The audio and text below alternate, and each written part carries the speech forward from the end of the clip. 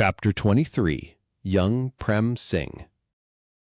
Young Prem Singh, pining devout. He truly remained pining for divine love throughout his short-lived life. Departing for divine love, he left me, too, pining in love. This chance meeting, everlasting in memory, runs thus. The entire Akhand Kirtani Jatha, including Babu Mal Singh, had come to village Boparai at the house of Shri Bhai Iqbal Singh for Akhand Pathi Satsang Samagam. According to Dispensation Divine, a whole family from Wadali, Ala Singh Wali of Main Doab, came there for Gumnai baptism. Jathadar Ganga Singh was their intermediary. With great loving devotion, they got baptized along with other aspirants, and all felt spiritually transformed.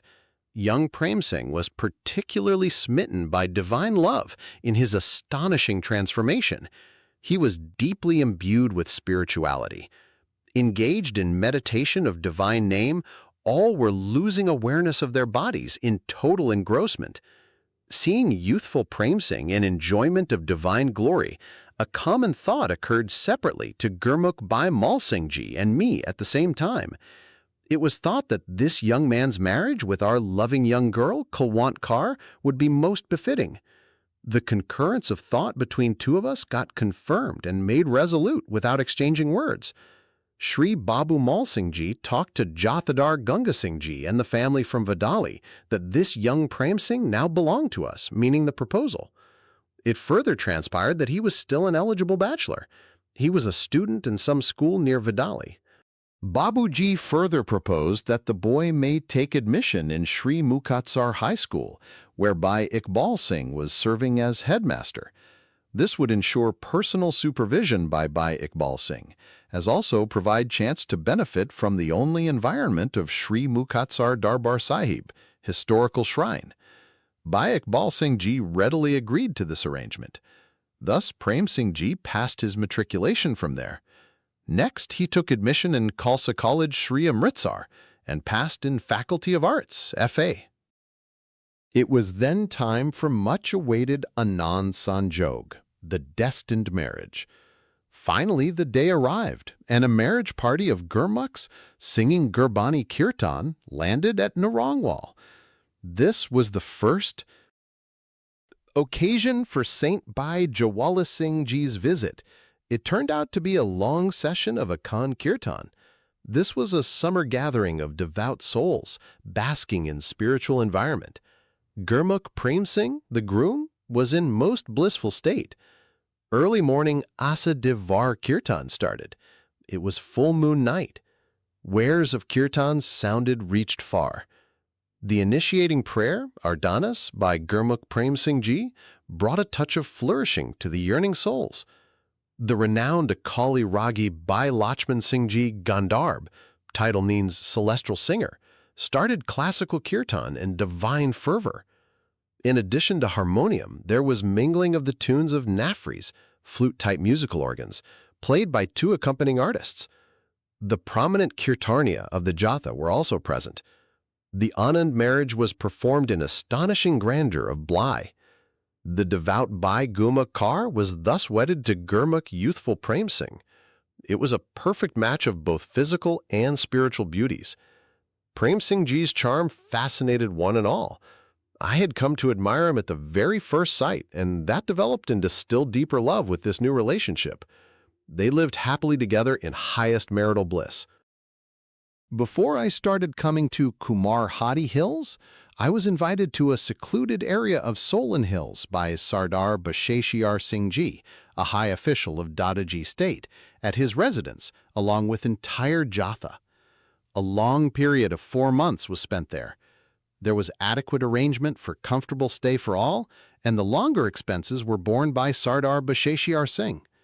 The best couple of Veer Prem Singh Ji and my beloved girl, Kulwant Kaur, were also part of this gathering.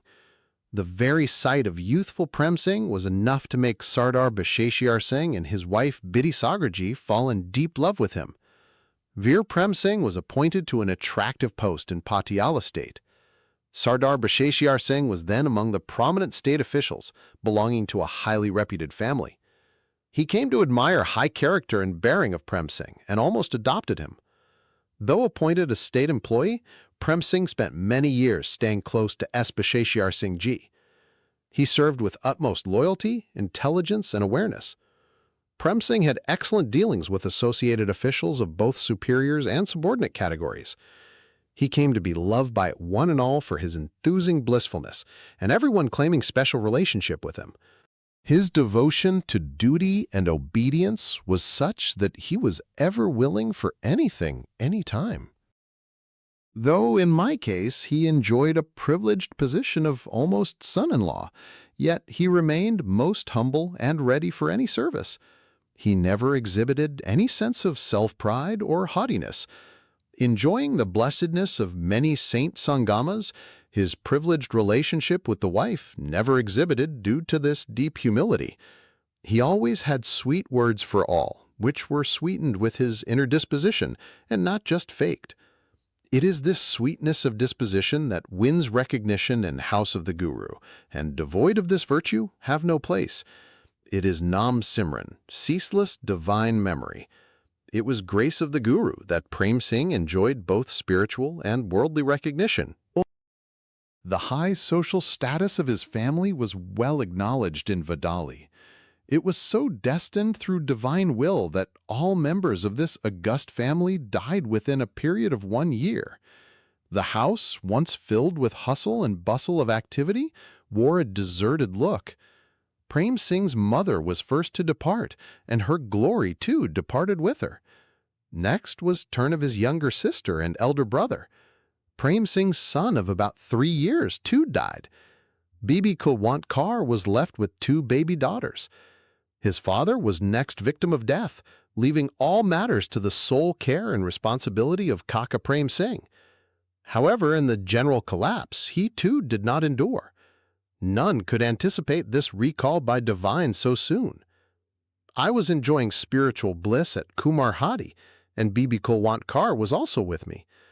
A sudden news came that beloved of all, Prem Singh, while riding a bicycle between Sirhind and Basi, collided head-on with a Tonga and died in accident on the spot. All bewailed his untimely death in family circles and among spiritual associates. There was a wave of sympathy. Proceeding from Kumar Hadi, I headed for Warnashaw. In the following Akhand Path Samagam, all bereaved souls were gathered. The sole representative of the once large family was our beloved girl, Bibi Kulwant Kaur. A third daughter was born to her after few months of Prem Singh's death. Accepting divine will and drawing solace from spiritual temptations, she is spending her days at her parental home. She had enjoyed a deep, loving relationship with her husband, Prem Singh Ji. The couple had accompanied me on my first tour of Kashmir.